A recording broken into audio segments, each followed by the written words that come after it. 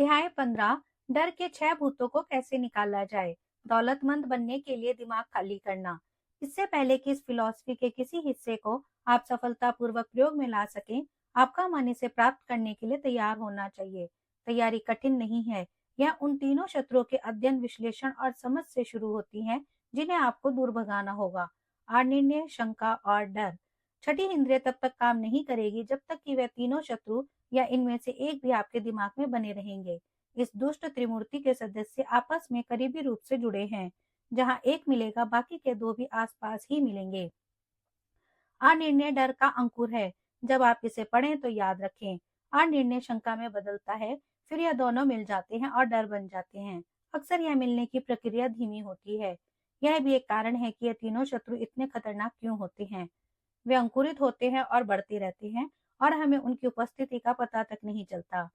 इस अध्याय का बाकी का भाग उस लक्ष्य का वर्णन करता है जिसे हासिल किया जाना चाहिए, इससे पहले कि इस पूरी फिलॉसफी का प्रैक्टिकल प्रयोग किया जाए। यह उस स्थिति का भी विश्लेषण करता है जिसमें बहुत सारे लोग गरीबी में सिमट गए हैं, और यह वह सच्चाई बताता है जिसे उन सभी लोगों को समझ लेना चाहिए जो अमीर बनना चाहते हैं, चाहे इसे धन के संदर्भ में मापा जाए या मानसिक अवस्था के संदर्भ में, जो धन से अधिक मूल्यवान होती है।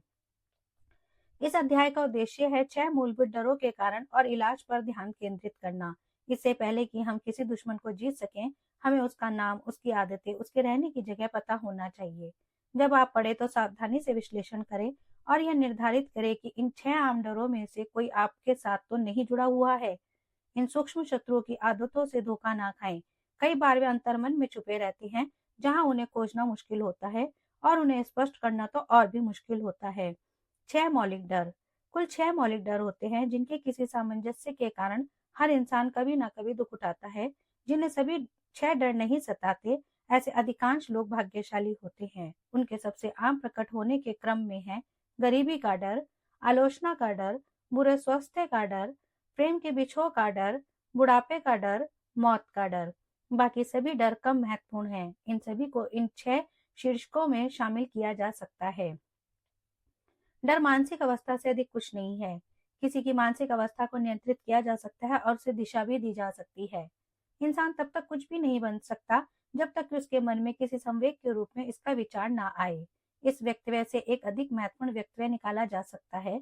इंसान के विचार संवेग तत्काल अपने आप को अपने भौतिक रूपों में रूपांतरित करना शुरू कर देते हैं, चाहे वे विचार ऐच्छिक हो या अनैच्छिक। वे विचार संवेग जिन्हें सिर्फ संयोगवश ग्रहण किया जाता है, किसी के आर्थिक, व्यावसायिक, प्रोफेशनल या सामाजिक भाग्य का निर्धारण कर सकते हैं। ठीक उसी तरह जिस तरह के वे विचार संवेग करते हैं जिन्हें कोई पूरे इरादे और सोच विचार कर जन्म देता है।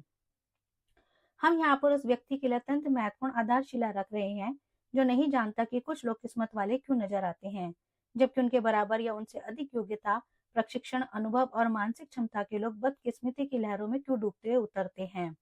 इस तथ्य को उस व्यक्ति से स्पष्ट किया जा सकता है कि हर इंसान में अपने मन को पूरी तरह नियंत्रित करने की योग्यता होती है, और स्पष्ट रूप से इस नियंत्रण के द्वारा हर इंसान अपने मन को उन घुसपैठिए विचार संवेगों के लिए खुला रख सकता है जो दूसरे मन से आ रहे हैं, या फिर वह अपने मन के दरवाजे बंद रख सकता है और केवल अपने चुने हुए विचार संवेगों को अंदर दाखिल होने की अनुमति दे सकता है। प्रकृति ने इंसान को सिर्फ एक ही चीज पर पूरा नियंत्रण दिया है, और वह है विचार। यह तथ्य जब इस तथ्य के साथ जुड़ जाता है कि इंसान जो भी बनता है वह विचार के रूप में शुरू होता है, तो हम उस सिद्धांत के बहुत करीब आ जाते हैं जिसके द्वारा डर को जीता जा सकता है। अगर यह सच है कि हर तरह के विचार में अपने भौतिक रूप में रूपांतरित होने की प्रवृत्ति होती है, तो यह भी उतना ही सच है कि डर और गरीबी के विचार संवेग, साहस और आर्थिक लाभ के संदर्भ में रूपांतरित नहीं किए जा सकते हैं। गरीबी का डर। गरीबी और अमीरी में कोई समझौता नहीं हो सकता। गरीबी और अमीरी की सड़कें विपरीत दिशाओं में जाती हैं। अगर आप अमीरी चाहते हैं तो आपको ऐसी किसी भी परिस्थिति को अस्वीकार करना चाहिए जो गरीबी की तरफ ले जाती है। अमीरी की तरफ जाने वाली राह का शुरुआती बिंदु है इच्छा। अध्याय 1 में आपको पूरे निर्देश दिए गए हैं कि आप अपने मन को किस तरह इच्छा के प्रैक्टिकल प्रयोग के लिए तैयार करें।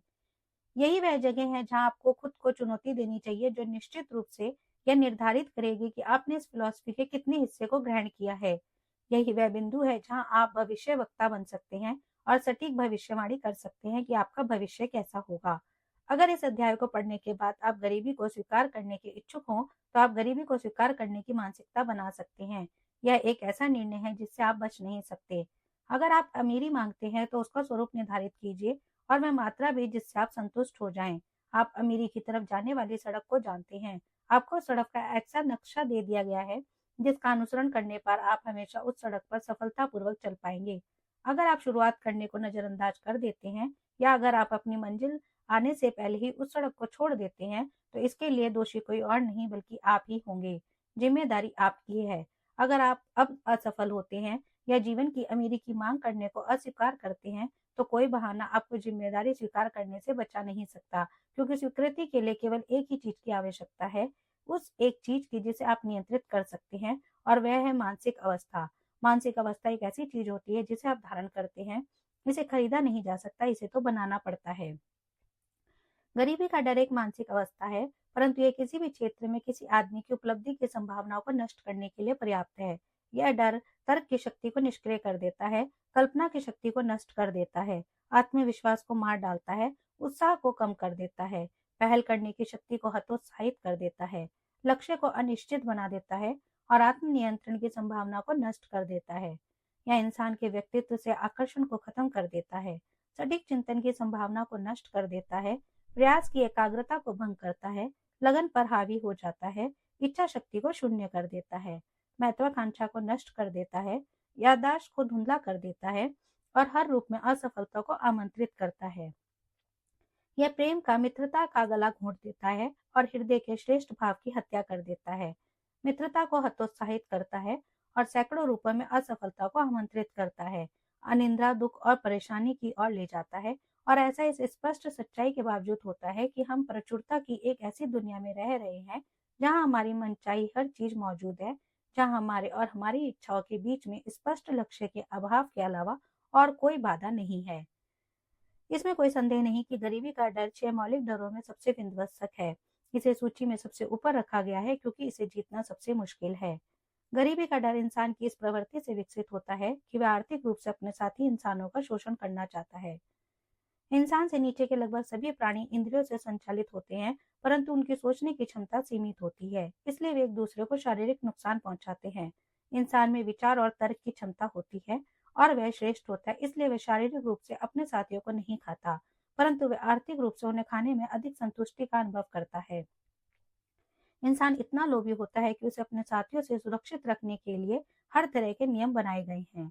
कोई भी चीज इंसान को इतना दुख और अपमान नहीं पहुंचाती जितनी गरीबी। केवल वे ही इसका पूरा अर्थ समझ सकते हैं जिन्होंने गरीबी का अनुभव किया है। कोई हैरानी नहीं है कि इंसान गरीबी से डरता है। अपने अनुभव से इंसान इस बात को समझ जाता है कि जहां तक पैसे और भौतिक संपदा का संबंध है, कुछ लोगों पर भरोसा नहीं किया जा सकता।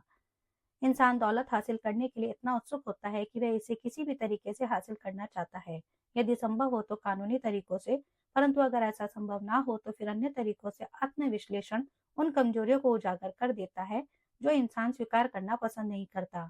जांच का यह प्रकार उन सभी के लिए अनिवार्य है जो जीवन से औसत दर्जे और गरीबी से अधिक की मांग करते हैं। जब आप बिंदुवार अपनी जांच करें तो यह याद रखें कि आप ही कोर्ट भी हैं और जूरी भी, आप ही प्रोसिक्यूटिंग वकील हैं और आप ही डिफेंस के वकील ही, और आप ही वादी हैं और आप ही प्रतिवादी हैं। यह भी कि आप पर ही यह मुकदमा चल रहा है। तथ्यों का ईमानदारी से सामना करें, अपने आप से निश्चित सवाल पूछें और सीधे जवाबों की मांग करें। जब जांच खत्म हो जाएगी तो आप अपने बारे में ज्यादा जान जाएंगे।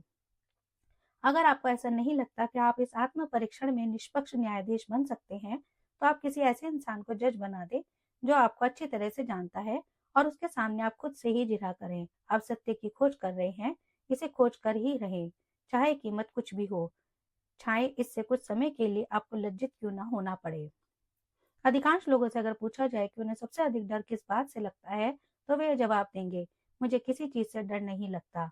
यह जवाब गलत होगा, क्योंकि बहुत कम लोगों को यह एहसास होता है कि वे किसी न किसी डर के द्वारा शारीरिक और आध्यात्मिक रूप से बंधे हुए हैं। किसी न किसी डर के द्वारा वे बाधाओं का सामना कर रहे हैं और जीवन में असफल हो रहे हैं। डर का भाव इतना सूक्ष्म और इतनी गहराई में विद्यमान होता है, इंसान कई बार तो पूरे जीवन भर इसके वजन को ढूंढता रहता है, परंतु उसे इसकी उपस्थिति का आभास ही नहीं होता। केवल शास्त्रीय विश्लेषण से ही इस शाश्वत शत्रु की उपस्थिति का पता चलेगा।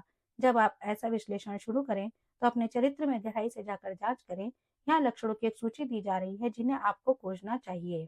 उदासीनता आमतौर पर महत्वाकांक्षा की कमी द्वारा अभिव्यक्ति, गरीबी सहन करने की इच्छा, जीवन जो दे रहा है उसे बिना विद्रोह के स्वीकार करने की आदत, मानसिक और शारीरिक आलस्य, पहल करने की शक्ति का अभाव, कल्पना शक्ति, उत्साह और आत्मनियंत्रण की कमी, अनिर्णय, दूसरों को खुद के लिए फैसले करने देने की आदत, शंका आमतौर पर खुद की असफलता पर पर्दा डालने, उनका कारण बताने या माफी मांगने के लिए बनाए गए बहानों द्वारा अभिव्यक्ति, कई बार असफल लोगों के प्रति ईर्ष्या के भाव द्वारा या उनकी आलोचना द्वारा प्रकट होती है। चिंता आमतौर पर दूसरों की गलतियां निकालने में अभिव्यक्त होती है। अपनी आमदनी से ज्यादा खर्च करने की प्रवृत्ति, व्यक्तिगत छवि में लापरवाही, नाक भौं सिकोड़ने की आदत, शराब या मादक द्रव्यों के प्रयोग में असंयम, नर्वसनेस, संतुलन और आत्मचेतना का अभाव। अति सावधानी हर परिस्थिति का नकारात्मक पहलू खोजने की आदत, सफलता के साधनों पर केंद्रित करने के बजाय संभावित असफलता के बारे में सोचना और बातें करना, असफलता की तरफ जाने वाली सभी सड़कों का ज्ञान रखना परंतु असफलता से बचने की योजनाओं की कभी तलाश न करना, अपने विचारों और योजनाओं को कार्य रूप में परिणत करने के लिए सही समय का इंतजार करना जब तक कि इंतजार करना एक स्थायी आदत न बन जाए, उन्हें याद रखना जो असफल हो गए हैं और उन्हें भुला देना जो सफल हुए हैं, निराशावाद, खराब पाचन, कमजोर निष्कासन, ऑटोटॉक्सिकेशन, बदबूदार सांस और बुरे स्वास्थ्य में प्रकट होता है। टाल मटोल वह काम कल पर टालने की आदत जो पिछले साल ही कर लिया जाना चाहिए।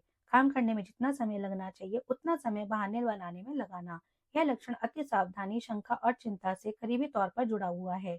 जब जिम्मेदारी से बचा जा सकता है तो जिम्मेदारी स्वीकार करने से इनकार, कड़ा संघर्ष करने के बजाय समझौता करने की इच्छा, मुश्किलों को आगे बढ़ने की सीढ़ी के रूप में प्रयोग करने और उनका दोहन करने के बजाय मुश्किलों से समझौता करना, अमीरी, दौलत, धन, संतुष्टि और सुख की मांग करने के बजाय जीवन से चंद सिक्के की सौदेबाजी करना, यह योजना बनाना कि असफल होने के बाद क्या करना है, बजाय इसके कि सभी पल जला दिए जाएं और पीछे की ओर वापसी को असंभव बना दिया जाए।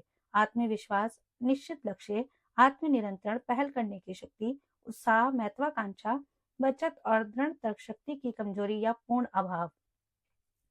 अमीरी की बजाय गरीबी की आशा करना, उन लोगों के साथ संबंध बनाना जो गरीबी को स्वीकार करते हैं बजाय उन लोगों के साथ रहने के जो अमीरी मांगते और प्राप्त करते हैं।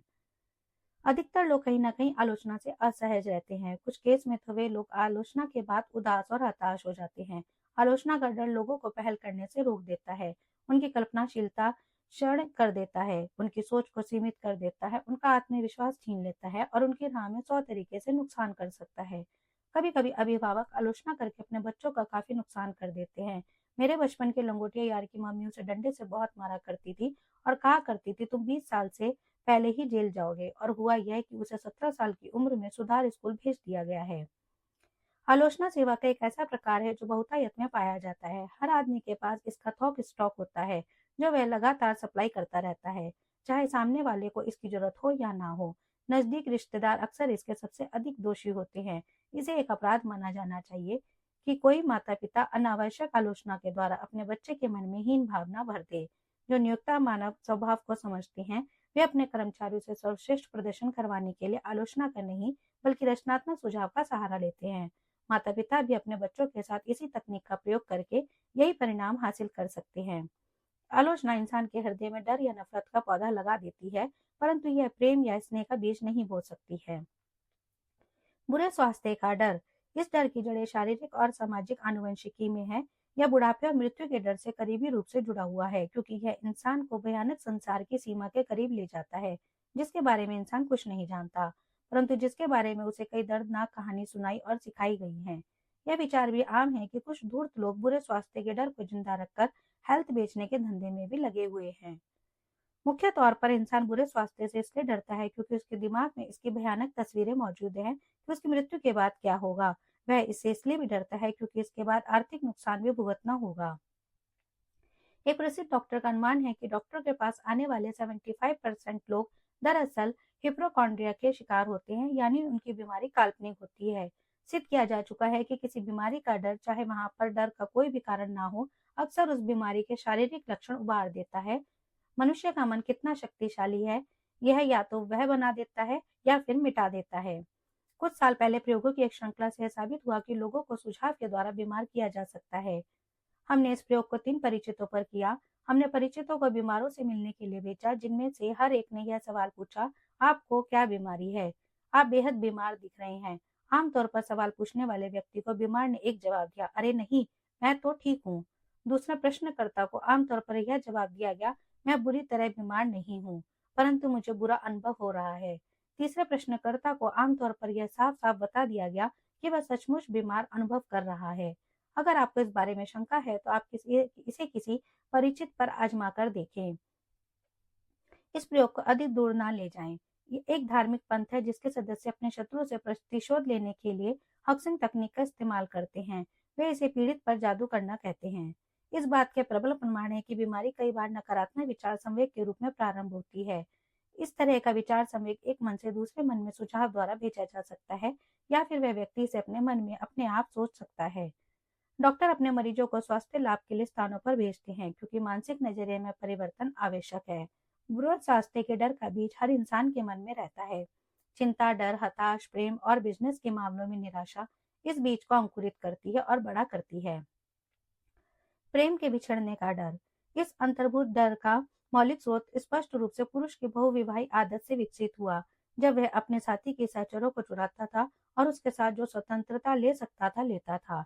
ईर्ष्या और इसी तरह के न्यूरोसिस प्रेम के बिछड़ने के इसी आतंकी डर का परिणाम है।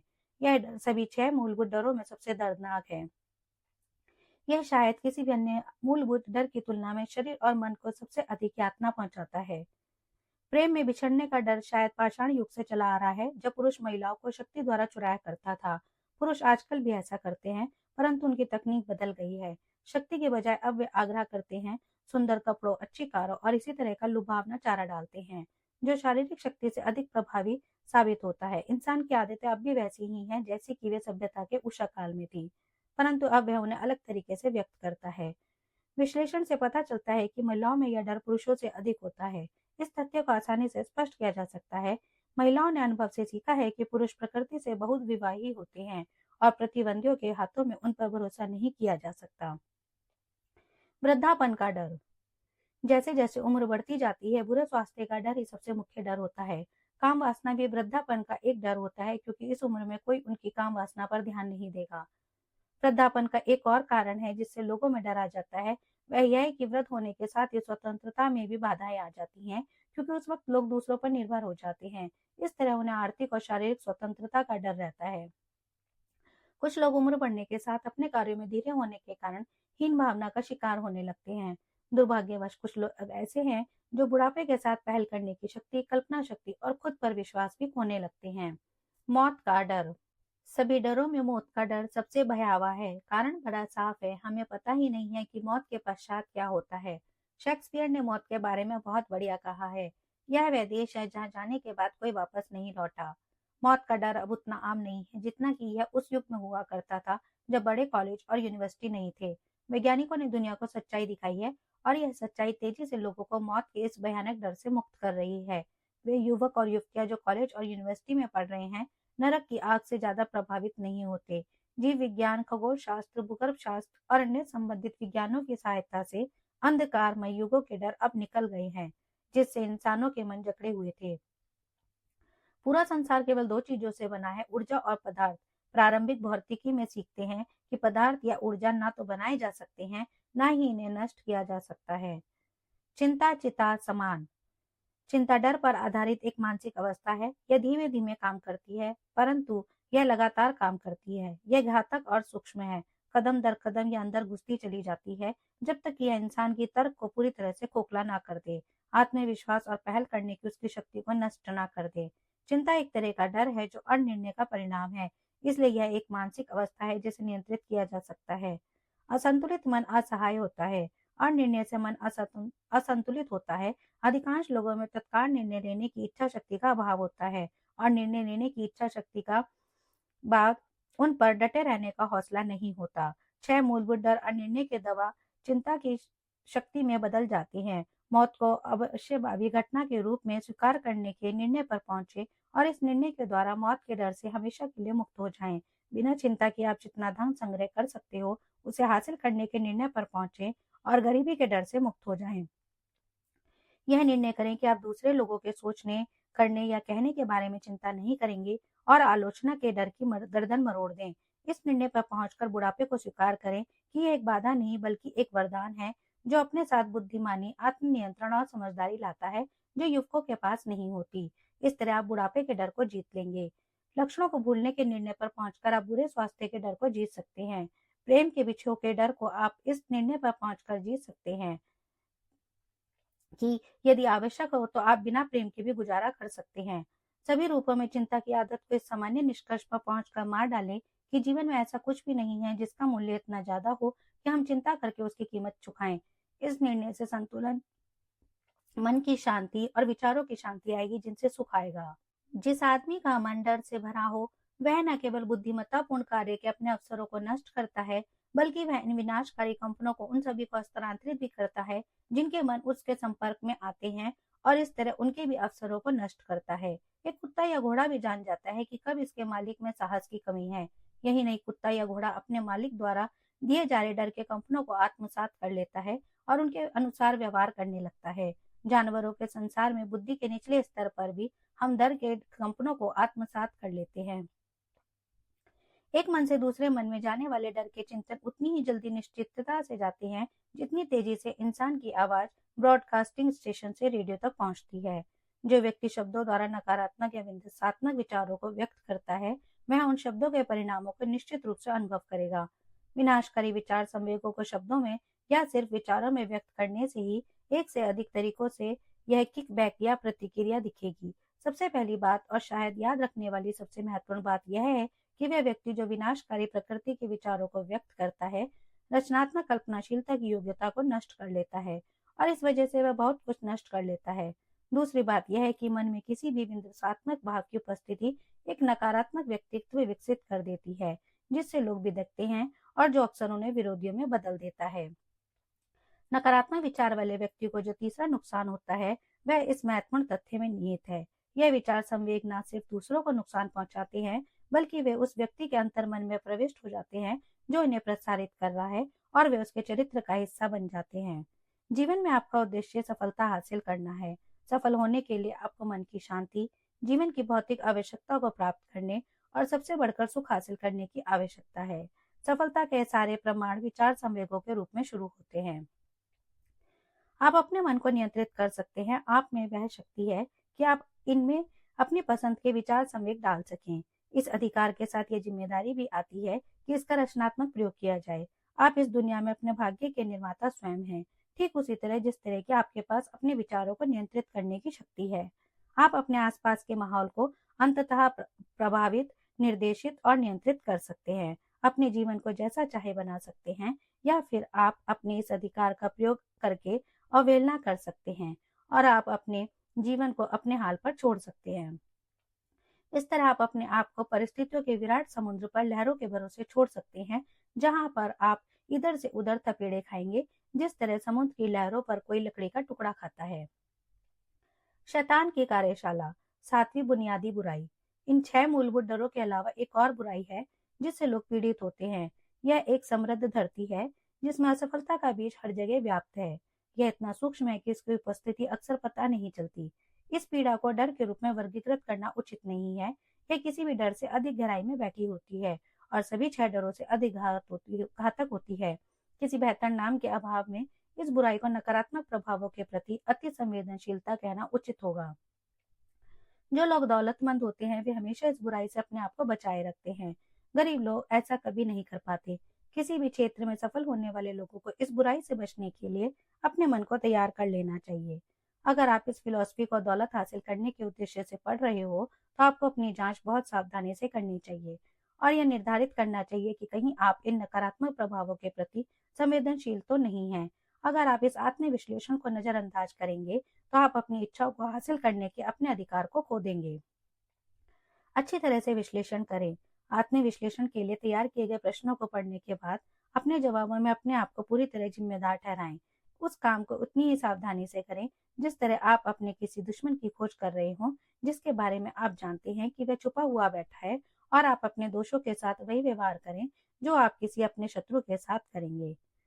आप हाईवे के डाकुओं से अपने आप को आसानी से बचा सकते हैं क्योंकि कानून आपके लाभ के लिए संगठित सहयोग प्रदान करता है, परंतु इस सातवीं मूलभूत बुराई को जितना बहुत कठिन होता है क्योंकि यह तब हमला करता है जब आपको इसकी उपस्थिति का एहसास नहीं होता, चाहे आप सोए हों या जागे हुए हों। यही नहीं, इसका हथियार अमूर्त है क्योंकि यह सिर्फ एक मानसिक अवस्था है। यह बुराई खतरनाक भी है क्योंकि मानवीय अनुभव के जितने रूप होते हैं, यह उतने विभिन्न रूपों में हमला करती है।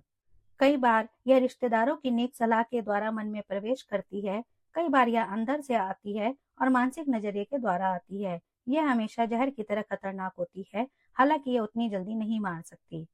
खुद को नकारात्मक प्रभाव से कैसे बचाया जाए? नकारात्मक प्रभाव आप खुद भी बना सकते हैं और यह आपके आसपास के नकारात्मक लोगों की देन भी हो सकते हैं। इनसे खुद को बचाने के लिए यह जान ले कि यह आपके मन में नकारात्मक प्रभावों के विरुद्ध एक सुरक्षा चक्र न बना लें। इस तथ्य को पहचान ले कि आप ही नहीं बल्कि हर इंसान प्रकृति से आलसी और उदासीन होता है और इसी कारण वह अपनी कमजोरी से मिलते जुलते सारे सुझावों को ग्रहण कर लेता है। इस तथ्य को पहचान ले कि आप स्वभाव से सभी 6 मूलभूत डरों के प्रति संवेदनशील हैं और इस तरह की आदतें डाल लें ताकि आप इन सारे डरों के खिलाफ सफल संग्राम कर सकें। यह भी जान ले कि नकारात्मक प्रभाव अक्सर आपके अंतर्मन के द्वारा आप पर प्रभाव डालते हैं, इसलिए उन्हें खोजना कठिन होता है और इसलिए आपका मन उन लोगों के खिलाफ बंद रखना चाहिए जो आपको किसी भी रूप में हताश या उदास करते हों। अपनी दवा के बक्से को खाली कर दें, सारी दवा गोलियां फेंक दें और सर्दी, दर्द और काल्पनिक बीमारियों के मुंह में फंसना बंद कर दें।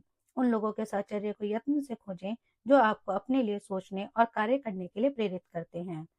कष्टों की उम्मीद ना करें क्योंकि उनमें यह प्रवृत्ति होती है कि वे निराश नहीं करते।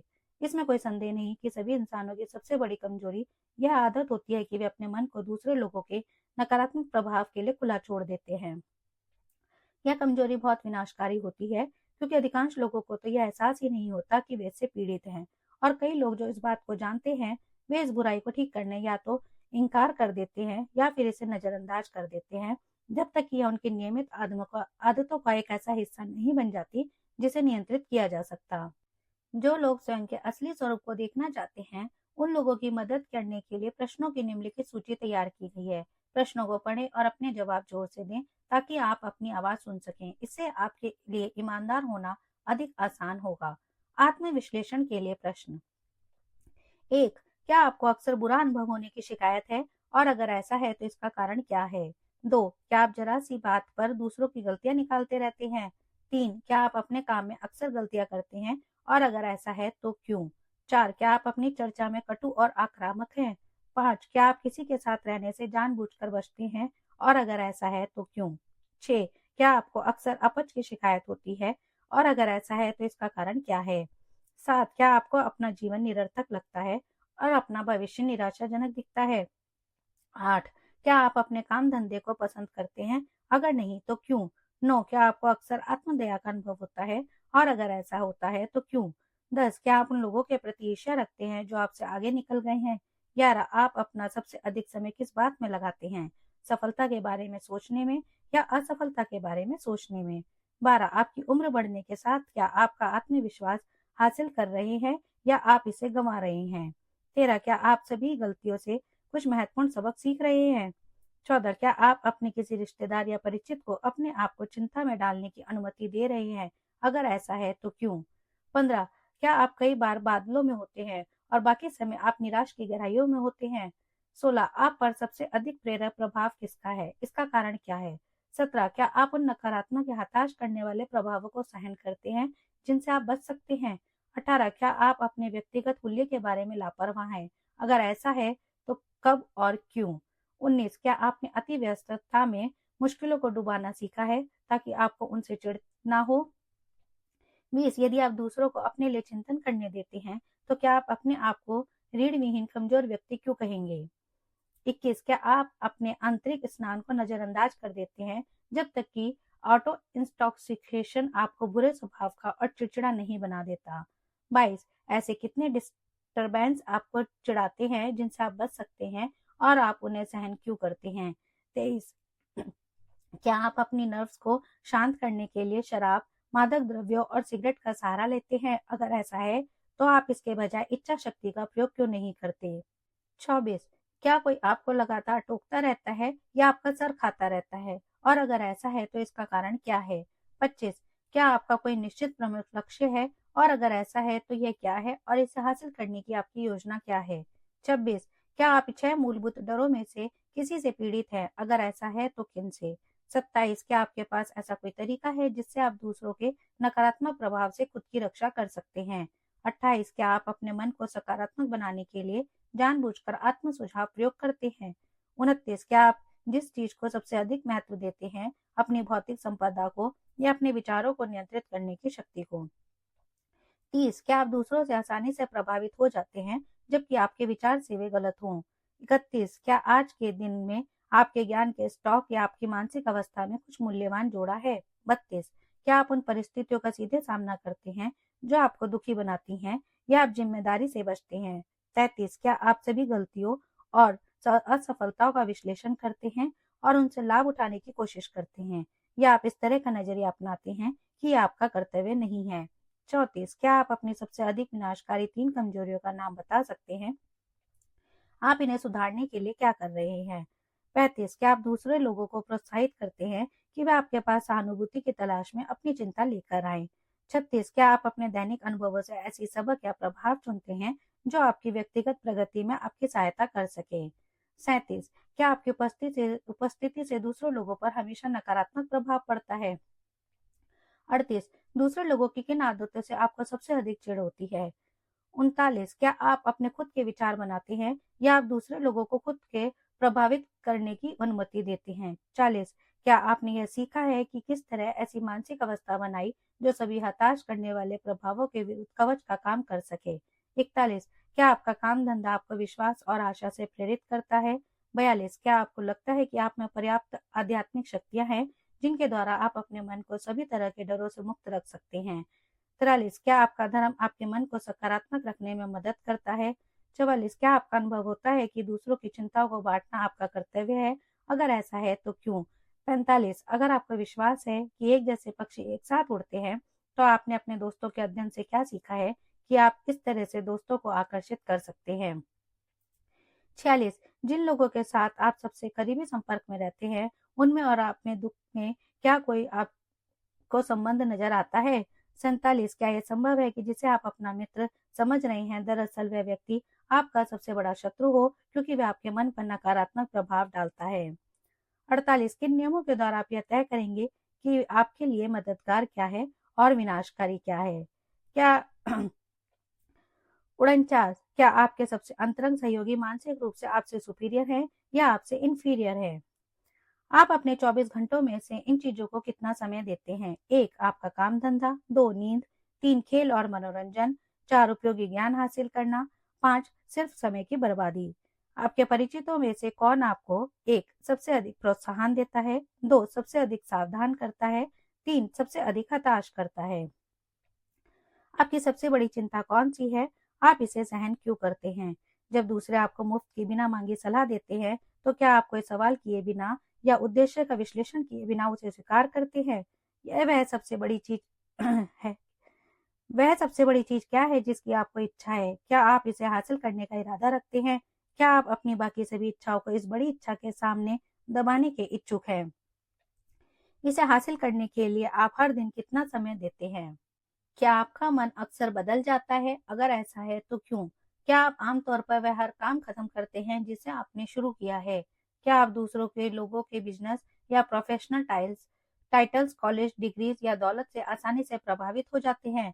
क्या आप इस बात से आसानी से प्रभावित होते हैं कि दूसरे लोग आपके बारे में क्या सोचते या कहते हैं?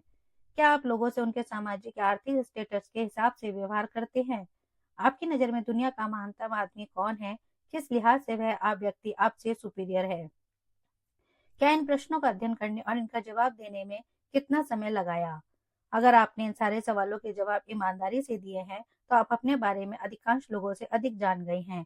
प्रश्नों का सावधानी से अध्ययन करें, हर सप्ताह एक बार कई महीनों तक इन प्रश्नों पर लौटते रहें, और आप आश्चर्यचकित रह जाएंगे कि आपने इन प्रश्नों का ईमानदारी से जवाब देने के आसान तरीके से कितना अतिरिक्त महत्वपूर्ण ज्ञान हासिल कर लिया है।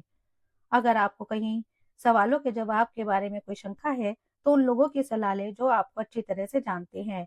खास तौर पर उन लोगों की जिनके पास आपकी चापलूसी करने का कोई कारण ना हो, और अपने आप को उनकी निगाह से देखें। इस अनुभव से आप हैरान रह जाएंगे। आपका सिर्फ एक चीज पर पूरा नियंत्रण है, और वह है आपके विचार। यह इंसान के द्वारा जाने गए सभी तथ्यों में सबसे अधिक महत्वपूर्ण और प्रेरक तथ्य है। यह इंसान की दैवीय प्रकृति को अभिव्यक्त करता है। यह देवी अधिकार का इकलौता साधन है जिसके द्वारा आप अपने भाग्य को नियंत्रित कर सकते हैं।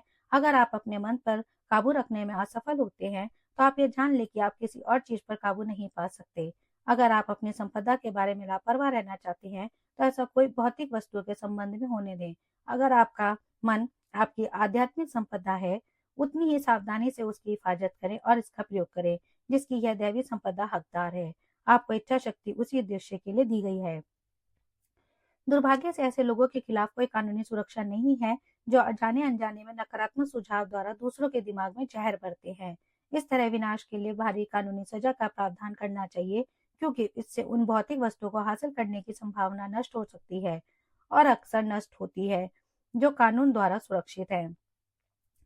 नकारात्मक मानसिक वाले लोगों के थॉमस एडिसन को यह विश्वास दिलाने की कोशिश की कि वे ऐसी मशीन नहीं बना सकते जो इंसान की आवाज को रिकॉर्ड करके उसे फिर से दोहरा दें, क्योंकि उनका कहना था किसी ने भी आज तक ऐसी मशीन नहीं बनाई है। एडिशन ने उन पर भरोसा नहीं किया। वे जानते थे कि मन ऐसी कोई भी चीज बना सकता है जिसके बारे में यह कल्पना कर सके और जिस पर इसे विश्वास हो। इस ज्ञान के कारण महान एडिशन सामान्य लोगों के समूह से ऊपर उठ गए।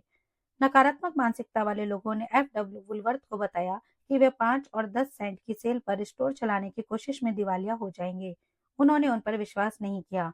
वे जानते थे कि वे कुछ भी कर सकते थे जो तर्क की सीमा में हो, अगर उनकी योजना में विश्वास का दम हो। दूसरे लोगों के नकारात्मक सुझावों को अपने दिमाग से दूर रखने के अधिकार का उपयोग करते हुए उन्होंने $10 करोड़ से अधिक की दौलत इकट्ठी कर ली।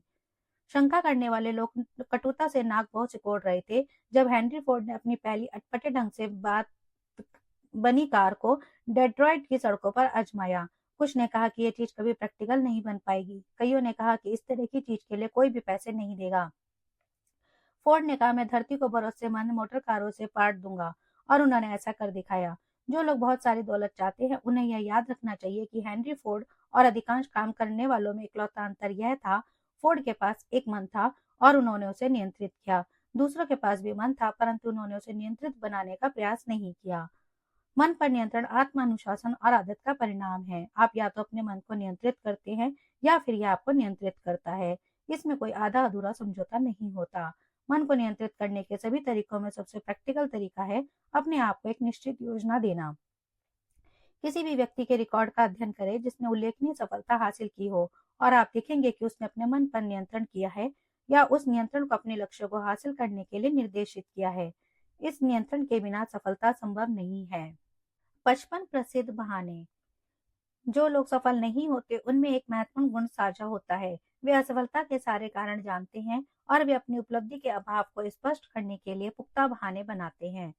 इनमें से कुछ बहाने चतुराई भरे होते हैं और कुछ तथ्यों द्वारा तर्कपूर्ण भी महसूस होते हैं, परंतु बहानों का प्रयोग आप धन की तरह नहीं कर सकते। दुनिया केवल एक चीज जानना चाहती है, क्या आपने सफलता हासिल की है? एक चरित्र विश्लेषक ने सबसे आम बहानों की सूची तैयार की है।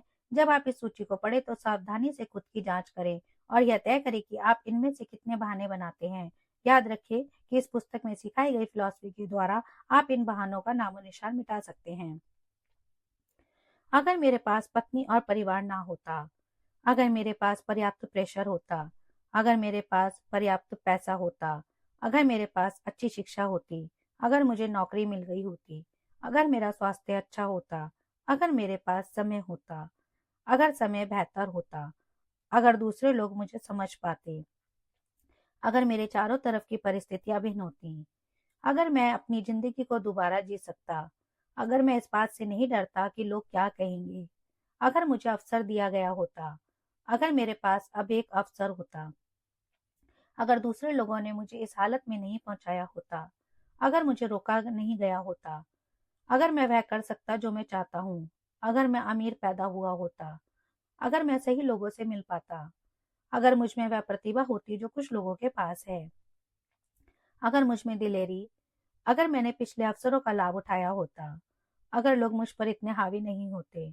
अगर मुझे घर ना संभालना होता और बच्चों की देखरेख ना करनी होती, अगर मैं कुछ पैसे बचा सकता, अगर बॉस मेरी तारीफ करता, अगर मेरा परिवार मुझे समझ पाता, अगर मैं किसी बड़े शहर में रह रहा होता, अगर मैं सिर्फ शुरू कर पाता, अगर मेरे पास कुछ लोगों जैसा व्यक्तित्व होता, अगर मैं इतना मोटा ना होता, अगर मेरी प्रारंभिकताएं लोगों को पता चल जाती, अगर मुझे बस एक ब्रेक मिल गया होता, अगर मैं कर्ज से बाहर निकल पाता, अगर मैं असफल ना हुआ होता, अगर मैं जानता होता कि कैसे करना चाहिए, अगर हर आदमी ने मेरा विरोध ना किया होता, अगर मेरे पास इतनी सारी चिंताएं ना होती, अगर मेरी शादी किसी सही व्यक्ति से हुई होती, अगर लोग इतने गूंगे ना होते, अगर मेरा परिवार इतना फिजूल खर्ची ना होता, अगर मुझे खुद पर भरोसा होता, अगर किस्मत मेरे खिलाफ नहीं होती, अगर मैं गलत सितारे के तले पैदा ना हुआ होता, अगर यह सच नहीं होता कि जो होना है वह होगा,